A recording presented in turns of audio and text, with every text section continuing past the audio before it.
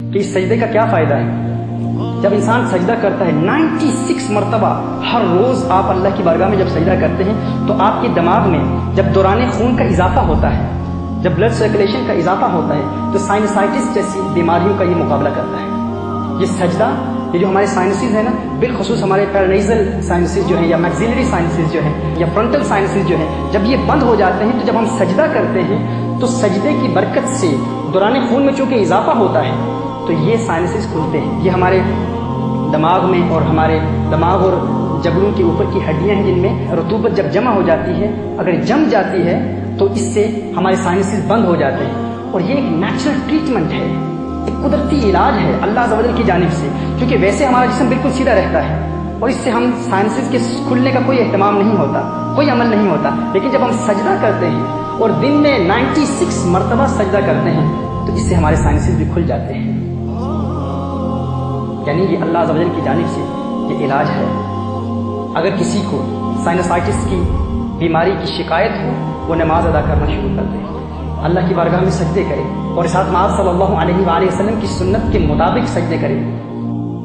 اب غور کریں کہ یہ ڈاکٹرز ہیں آپ کو جو دوا دیتے ہیں ناک کے بند نزلے کے علاج کے لیے، تو وہ کیا کہتے ہیں، کس ترتیب سے کہتے ہیں کہ کیسے دوا ڈالنی ہے؟ وہ کہتے ہیں اپنے سر کو جھکا کر۔ کیوں؟ کیونکہ سر کو جھکانے سے دوران خون کا اضافہ ہوتا ہے، بلڈ سرکولیشن کا اضافہ ہوتا ہے، جس سے سائنسز کھل جاتے ہیں۔ تو دیکھیے، فائبروسائٹس کا علاج اور سائنسائٹس کا علاج اسی سجدے میں ہے۔ وہ ایک سجدہ جس کو تم گراں سمجھتا ہے، ہاں، وہ ایک سجدہ جس کو تم گراں سمجھتا ہے، ہزار سجدوں سے دیتا ہے آدمی کو نجات۔ در در در دیے در در نالو در بن جا ایک درگا، چبل کتا کیوں خویندہ ہے در بن وقتا مرتا۔ در در کی ٹھوکریں کھانے سے اللہ کی بارگاہ میں سجدہ کرو بس۔ یہ سجدہ، یہ عبادت، یہ نماز ہر بیماری کا علاج ہے۔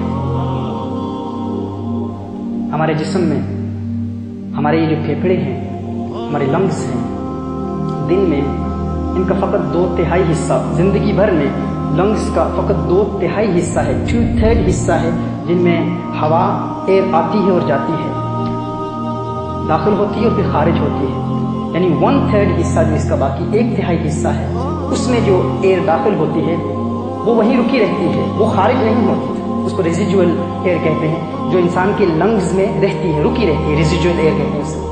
اور یہ جو ایئر ہے یہ انسان کی لنگز میں رہتی ہے۔ کیوں؟ کیونکہ انسان جب سیدھا کھڑا رہتا ہے تو انسان کے پھیپھڑوں میں یہ 2/3 جو ہوا ہے فقط اسی کا دخول ہوتا ہے، اسی کا خروج ہوتا ہے، اور یہاں ہی فریش ایئر آتی ہے، فریش ایئر جاتی ہے، لیکن وہ جو ریزیڈول ایئر ہے اس کے خروج کا کیا اہتمام ہے؟ وہ سجدے میں ہے۔ یہ جو سجدہ ہم کرتے ہیں اس سے ہمارے ابڈومینل وسرا پر پریشر پڑتا ہے، اور ہمارے جب یہ پریشر ڈالتا ہے ہمارے ڈائفرام پر، اور اس کے ذریعے ہمارے لنگس پر پھر زور اور دباؤ پڑتا ہے، اور جب ہمارے لنگس کے اس حصے پر زور پڑتا ہے کہ جس کے نتیجے میں یہ ریزیڈول ایئر نکل جاتی ہے، یعنی ویسے 2/3 حصہ پھیپھڑوں سے ہوا کا خروج ہوتا ہے، لیکن جب ہم سجدہ کرتے ہیں اور دن میں 96 مرتبہ سجدہ کرتے ہیں، 96 مرتبہ ہم سجدہ کرتے ہیں، تو اس سجدے کی برکت کیا ہے کہ وہ ریزیڈول ایئر بھی نکل جاتی ہے، اور اس کے نتیجے میں تازہ ہوا ہماری لنگز میں آتی ہے اور وہ خارج ہوتی ہے۔ پھر کیا ہوتا ہے کہ انسان لنگز کی بیماریوں کے بہت کم، لنگ ڈیزیز کے بہت کم چانسز ہوتے ہیں۔ یہ بھی سجدے کی برکت ہے، اور پھیپھڑوں میں بھی قوت پیدا ہوتی ہے۔